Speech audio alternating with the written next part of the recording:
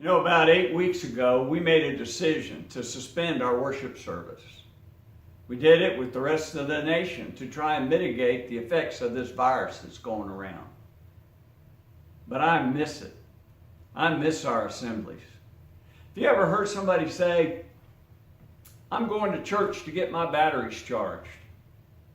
Or, man, that was just a moving service this morning. It really touched my heart. That's cool.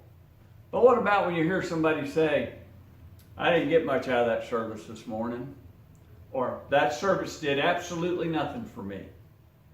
Well, one of us will probably go up and say, well, if you don't put anything into it, you're not going to get anything out of it. Or one of us may get puffed up and say, well, service isn't for you. You're there to worship God. It's not for you. And I understand that, but I don't really believe that. If you believe that, ask yourself why preachers get up there and preach their heart out trying to elicit a response from you.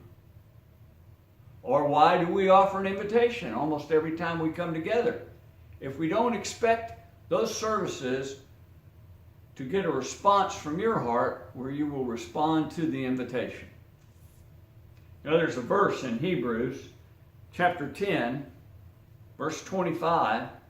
It's a verse that I've heard all my life. And you know, lots of times that I hear it, it is in the context of trying to shame somebody into coming to church. The King James Version of that says, not forsaking the assembly of yourselves together.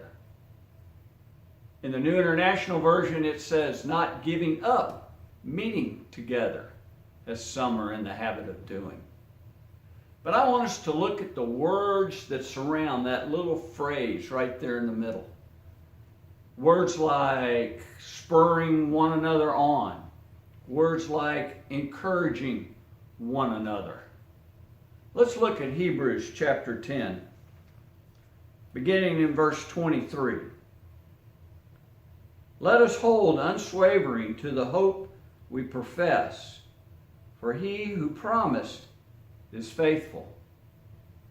And let us consider how we may spur one another on towards love and good deeds.